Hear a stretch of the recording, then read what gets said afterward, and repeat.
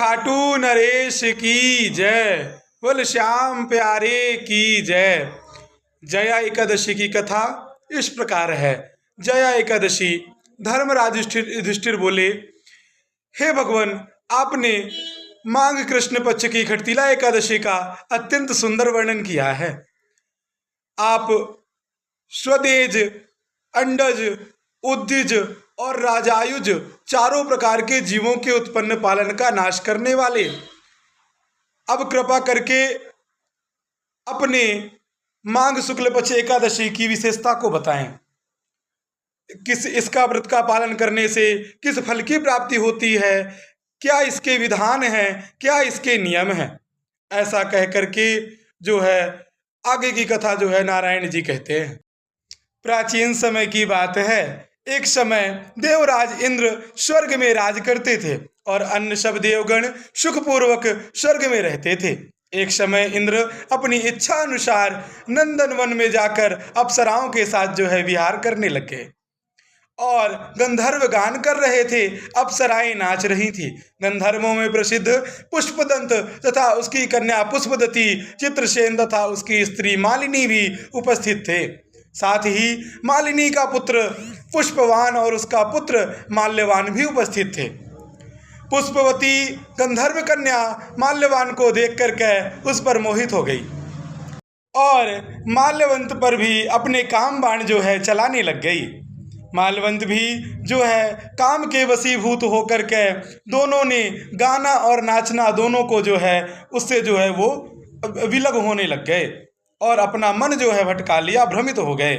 इसी इनके ठीक प्रकार ना गाने तथा स्वर ठीक नहीं होने के कारण इंद्र इनके प्रेम को समझ गया और उन्होंने अर्थात देवराज इंद्र ने उनको जो है श्राप दे दिया और कहा, जिस प्रकार तुमने अपने मन को भटका करके मेरे उत्सव को बिगाड़ा है, उसी प्रकार तुम जो है तो एक पिशाच योनि में जाकर के पृथ्वी में निवास करोगे। धिक्कार है तुम दोनों पर। और ऐसा श्राप दे करके वे जो है चले गए। इंद्र का ऐसा शाप सुन करके वे अत्यंत दुखी हुए और हिमालय पर्वत पर दुखपूर्वक जीवन व्यतीत करने लगे। उन्हें गंधरस तथा स्पर्श आदि का कुछ भी ज्ञान नहीं था। वहाँ उनको महान दुख मिल रहे थे। उन्हें एक क्षण के लिए भी निद्रा नहीं आती थी। उस जगह अत्यंत शीत यानी ठंड थी, इससे उनके रोगटे खड़े होते थे और मारे शीत के दांत भी बजते रहते थे। एक दिन पिशाच ने अपनी स्त्री से कहा कि पिछले जन्म में ना जाने हमने कौन से पाप किए हैं कि हमको यह दुखदाई पिशाच योनि प्राप्त हुई है। इस पिशाच योनि से तो नरक के दुख प्राप्त ज्यादा अच्छे हैं, सहना उत्तम है, अतः हमें किस प्रकार का पाप नहीं करना चाहिए। इस प्रकार विचार करते हुए वे अपने दिन जो है व्यतीत करने लगे। इसी प्रकार उन दोनों का जीवन बीतता गया। दैवीय योग से तभी माघ मास में शुक्ल पक्ष की जया एकादशी आई। उस दिन उन्होंने कुछ भी भोजन नहीं किया एवं अच्छे अच्छे कार्य किए, केवल फल फूल खाकर ही दिन व्यतीत किया। सायंकाल से समय दुखी अवस्था में पीपल के वृक्ष के नीचे बैठ गए और संपूर्ण समय सूर्य भगवान अस्त हो रहे थे। उस रात को अत्यंत ठंड थी, इस कारण वे दोनों शीत के मारे अति दुखित हो रहे थे।